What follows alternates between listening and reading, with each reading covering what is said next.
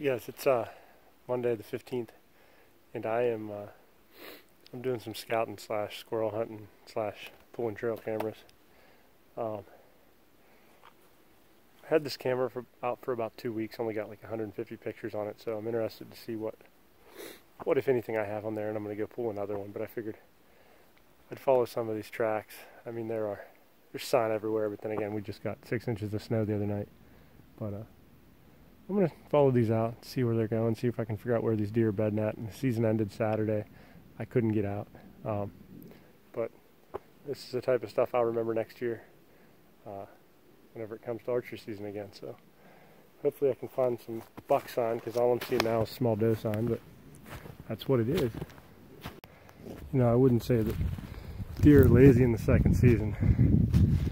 I'd say they're smart. So you can see looks to be a good sized doe and 2 small ones bedded 30 yards from where they're eating. I mean, I don't know what you do to hunt deer that are bedded that close to the field, but I'm not really worried about it right now, because like I said, I'm not hunting anymore this year. I don't get to hunt these deer anymore, just late season, but I do have a camera right over here in front of me. I'm going to pull and hopefully give me some intel if there's any bucks left over. I didn't find any squirrels, and I didn't find any good buck sign, but I did get to spend a day in the woods, so can't really complain about that.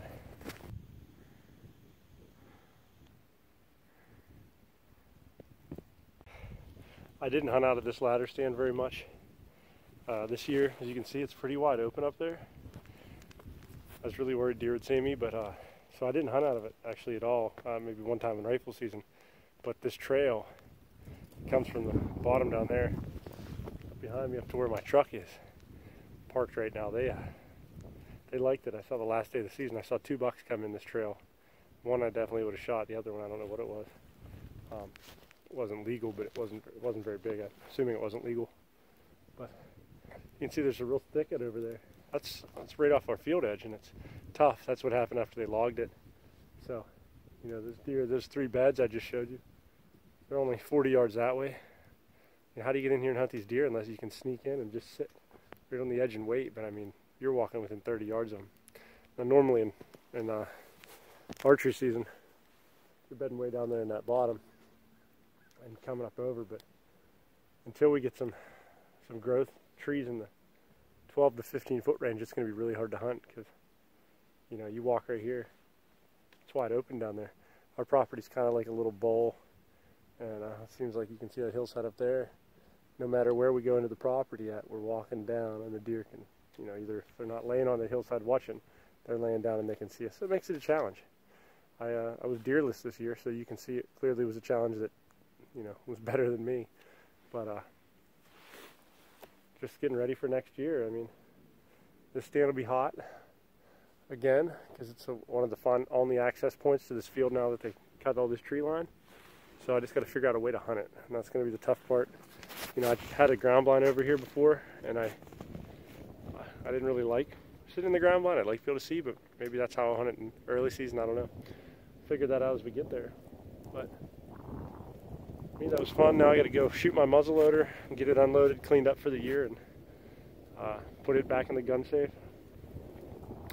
And should be getting a new string for my RK1. Get that put on, tuned in, and I'm gonna be working with Aaron hopefully a little bit here to help me get my shooting figured out. So,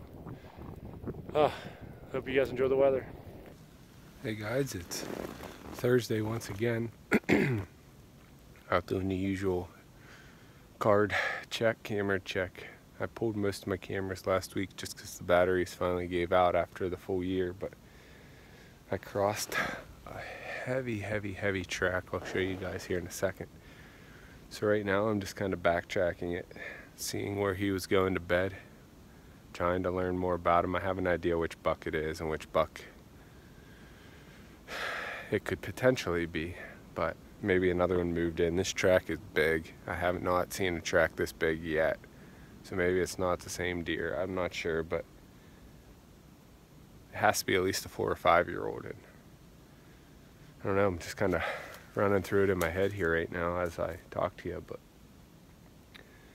now that I think about it, maybe it's a deer. I have no clue who it is, but I haven't really had any cameras running other than there is one out here in front of me.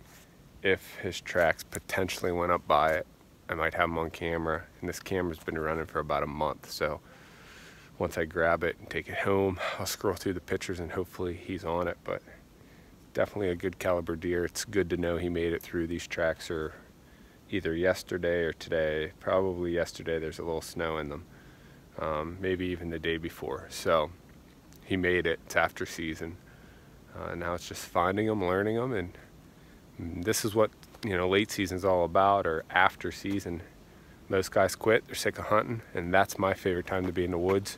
Learn, put in my time now when there's good sign, and you know, build on that to kill them in a few years. So stay tuned.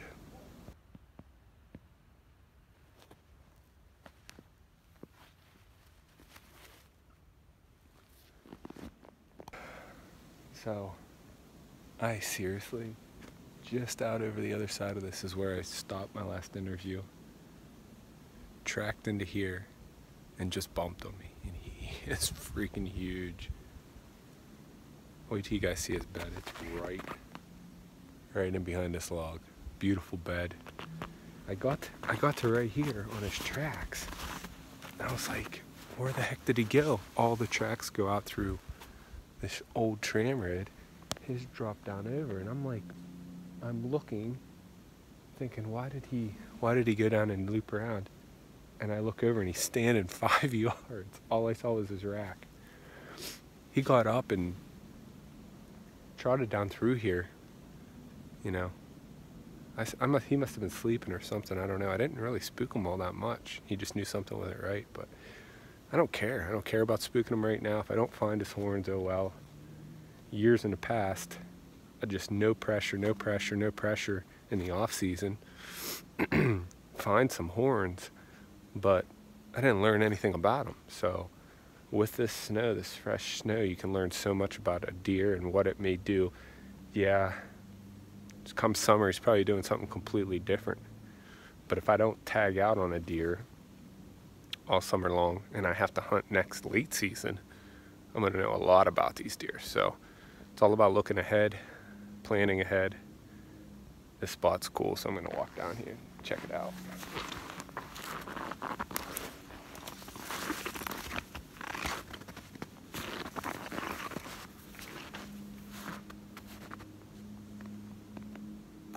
There's a couple beds in here. Wait till you guys see this bed.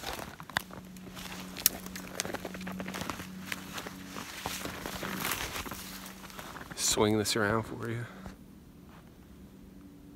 How perfect is that bed? Got all kinds of cover. Log there. And this is all a big gully. This is like a sanctuary. I don't come in here very often, but cool nonetheless. So there's a few beds there. That one that I actually just showed you isn't the bed he was in. He was in this one right here. That one's a lot more fresh, no snow laying in it. The other one kind of had a dusting in it that I didn't recognize. I got too excited. This stuff pumps me up, but I knew these bucks bedded in this area.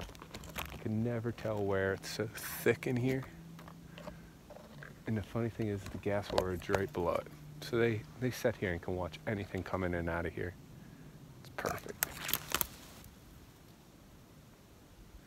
Well, I need to get a camera up here close, watching these trails coming in and out of this bedding area. I don't want to get him too close. I know he's in here, so it's good to know. What's really cool is the stand that I killed my buck out of the first day of rifle season with my recurve last year is right there, just on the outer edge of this bedding. And the buck my brother killed this year, the first day of rifle season, is right there, same spot. And these beds are super close to it. I don't really hunt it that much in archery, and I probably should. It's more of a rifle stand. You can see a long ways, but I think I'm missing a boat, so I'm gonna hunt that spot more in archery this coming year for sure. So I'm gonna get up on top, check that camera, hopefully have some pictures to show you guys. I'm not expecting much. It's up on the other side of this, so we'll see.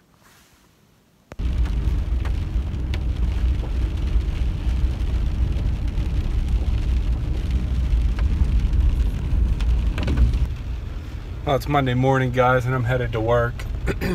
Sorry that video got cut short. My phone died on Thursday when I was out doing that. Spent all weekend with the family. I know Mark had a crazy weekend with moving Lisa's office and spending time with her and Juliet, so we were all pretty busy, but gonna get back in the swing of things today, which is Monday. We're launching a podcast with Aaron Snyder. You probably won't get this vlog until Wednesday, so if you haven't checked it out already, make sure you look it up on iTunes podcast, tradgeeks.com. You can find it pretty much anywhere. But headed to work now. A little update on that buck. It was a buck that I was watching already. He's a nice 8-point, pretty wide with short tines, but I did get a picture of him on that upper camera back in December. So I know it's him only because I saw him when I bumped him there, but he's a good buck. He's probably 2.5 or 3. He'll be really nice next year, so I'm hoping I can find his horns or antlers this spring. But if not, I'll be running cameras all summer, trying to locate him, learn more about him, and hopefully have a chance to get him here this fall. So it's Tuesday. Tomorrow we'll be releasing this vlog, but I've been bowless for a little while. I've got a couple that are unstrung that I just haven't felt like stringing up, so I can't say that I'm bowless. But the RER that I killed my buck with that we're giving away, the last arrow that I shot out of it was the one that killed my buck, so kind of want to leave it that way.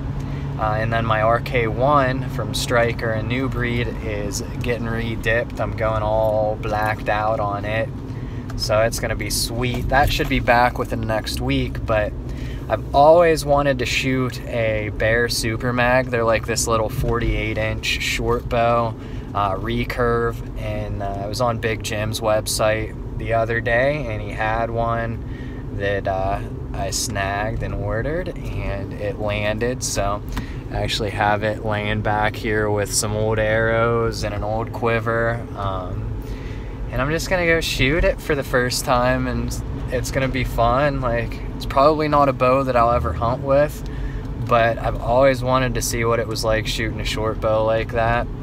The stalker that I had that I killed the coyote with was a 52-inch, I think 52-inch recurve. So like, I really liked it. It was at a lighter poundage. It was 45 pounds at 28 inches. This guy's 55 at 28. Hey guys, well, I didn't get a chance to shoot after work because I had to work late. I hung out at the shop and waited for a guy to come in late, so I just jammed on guitar a little bit. But here is the new old beater bow. So it is short, so 48 inches for a recurve. So for instance, my RER, look at how much shorter that is. So we're gonna see what it's like to shoot it. I don't really have all that high hopes of it being the best shooting bow in the world, but I couldn't pass up the deal on it, and it'll just be one more for the shelf, or if I've got a buddy that wants to get into it that has a short draw length like me, might be something I can loan out. So I got 12 yards here in the basement, and gonna let some arrows fly and just see what they look like. I'm shooting some old Black Eagle Instincts that I had. I was actually going to shoot these guys, and then the Valkyries tuned so well out of the RK1 that I'm using the micro diameters, and I'm probably going to keep hunting with those micro diameters. So these arrows are definitely not tuned for this bow, but I just want to shoot a little bit, so it's going to be fun.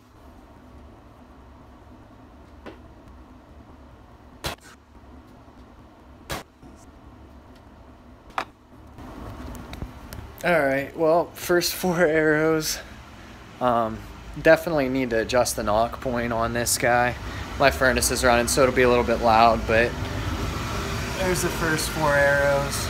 Not a real good group, but I can definitely tell that the knock point's not right the way the arrows are flying, and these first 2 arrows were off to the right, and then the second 2 were the ones that I was able to bring it over just a little bit. But fun little bow. It feels smooth to shoot, but definitely I don't notice any stacking on it when I get to full draw.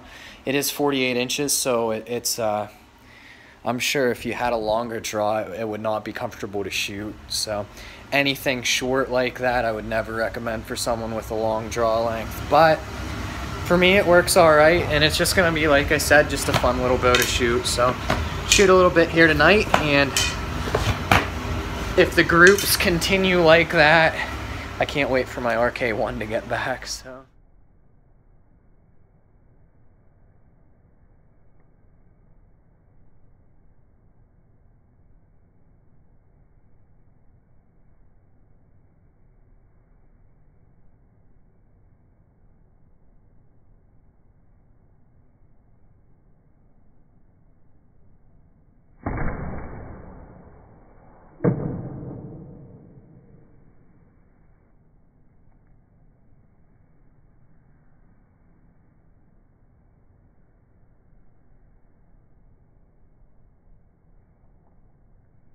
Alright guys, a couple things to point out on this slow motion video of me shooting.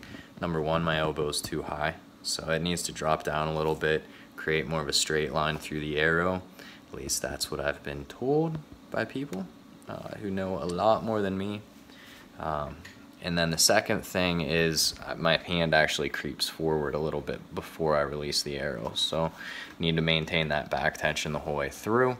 It's one of the cool things about modern technology. Like, this is just a simple iPhone, and you can slow down your shooting and really look at your form and evaluate that and never stop trying to improve on that. So I haven't been in the habit of shooting since I killed that buck, just because season's over. My bow's been shipped out to get re-dipped, and so I haven't been in the sequence of working on my shot. So it's good. And then actually, if you watch the arrow come out, you can see the arrow, how it flies. It doesn't just come out of there, and you're gonna have the paradox, that left to right, but that up and down is because my knock point needs moved. So it's an easy adjustment to make that will get her tuned in. If I'm gonna spend some time with that bow shooting it, I need it tuned so that I can be a little bit more accurate with it, hopefully. But that's it. Always keep trying to improve, and don't do what I do. Peace. Hope you enjoyed this week's vlog. Make sure you head over to tradgeeks.com and sign up for the giveaway. I believe this is the last week, or maybe even last week. The end of the month, the bow giveaway is over, and we're excited to pick 2 winners for Mark's Vortex 2 and my CXR. So I'm sure you guys are sick of hearing about this giveaway, but if you haven't, get over there and register. It's free bows, 2 free bows that Mark and I are giving away that we've hunted with the last year or so. So make sure you subscribe. Thanks, guys.